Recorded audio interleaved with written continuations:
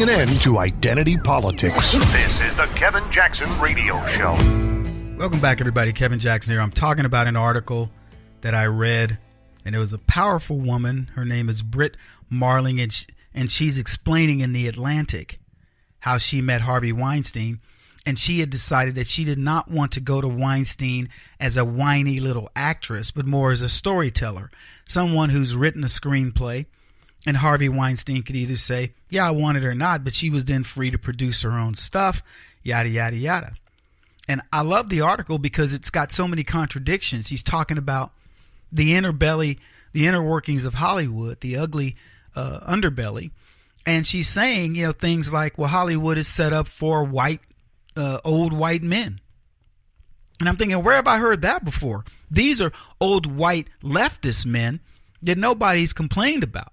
And Harvey Weinstein not only tells you what old white leftist men are willing to do when they're in positions of power, and we're just starting to see this revelation. And oh, by the way, even as of this, I don't know how long it's been, Harvey Weinstein was in rehab for a week. That was a few days ago. We learned about the allegations a couple of weeks before he went into rehab, so we're pretty close to a month in on all the inner workings of Hollywood, the dirty nature of the beast, and nobody's named anybody else. They all allude to there being others, but nobody's said a word.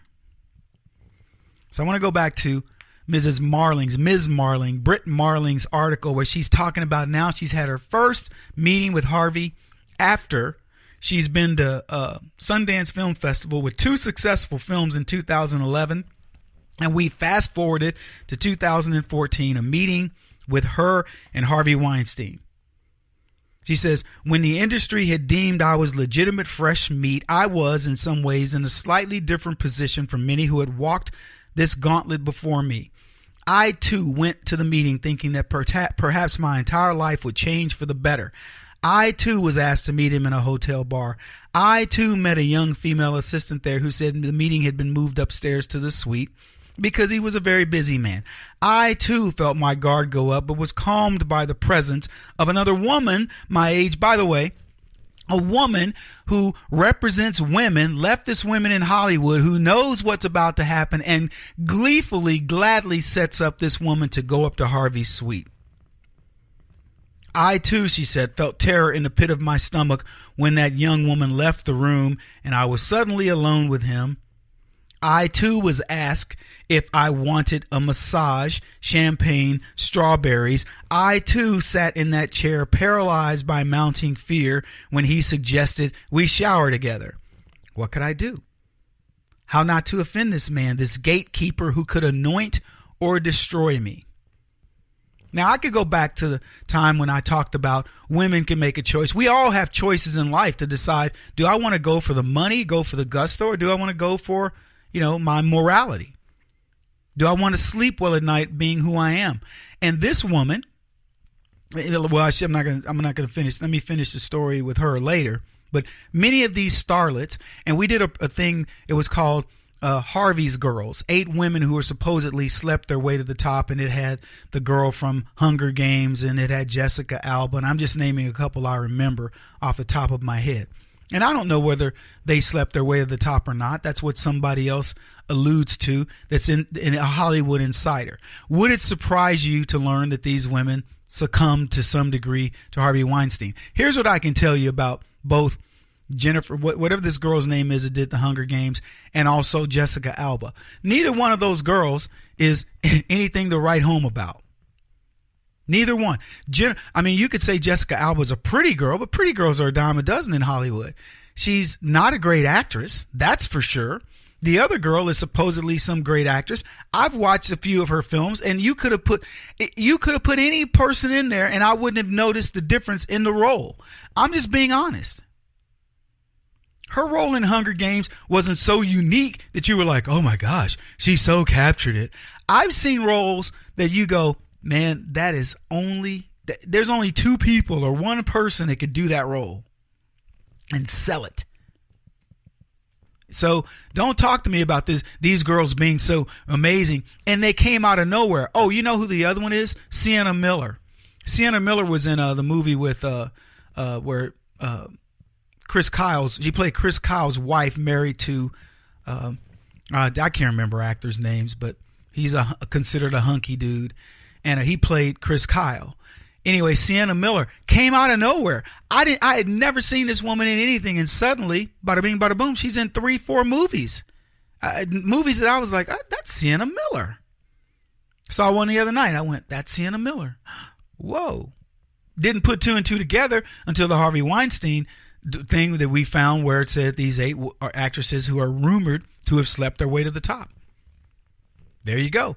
New name to kick around. Sienna Miller. And I will tell you, I've seen her act. Nothing. There are so many actresses in Hollywood who are looking for work. Why am I knowing about these ladies now? Because they all got decent bodies, decent faces, and they all knew Harvey. So anyway, back to this girl who's now she finds herself with Harvey Weinstein, and she's in his room under the same circumstances as other girls. And now I want to finish this thing. She says it was clear there was only one direction he wanted this encounter to go, and that was sex or some version of an erotic exchange. I was able to gather myself together. A bundle of firing nerves, hands trembling, voice lost in my throat, and leave the room. I later sat in my hotel room alone and wept. I wept because I'd gone up the elevator when I knew better. Okay, that's what Bernice Johnson said. Why would you put yourself in that situation? You say to Harvey Weinstein, if we're going to have a meeting, we need to have the meeting down here, or the meeting doesn't occur. Nobody's too busy to ride an elevator down and tell you, hey, here's what I'm thinking about. Don't try to play me. But she didn't. She went upstairs. She says, I wept because I let him touch my shoulders. Oh, my goodness. I wept because at other times in my life, under other circumstances, I had not been able to leave. Now, I don't know what that was. She didn't elaborate. But here's what she eventually says. She says, but eventually I left. She says, the actress in me wanted to stay. But the writer in me, the director, the producer, the person who has the talent that wrote these pictures that Harvey Weinstein is potentially going to look at for me, was the one who left. So here's my point to this. Women say, oh, well, I was vulnerable. That's why I went up there and Harvey was able to take advantage of me. But had I done what I should have done, which is to prepare myself for the potential eventuality to say, look, I'm never going to be held prisoner by anybody because, one, I'm financially independent, and two, I have the talent to get my own things produced, we wouldn't be having this conversation. Look, there are many guys out there that want to sell screenplays. They don't have anything Harvey Weinstein wants. I don't know where Harvey gets his work. Does he buy all of his screenplays from women?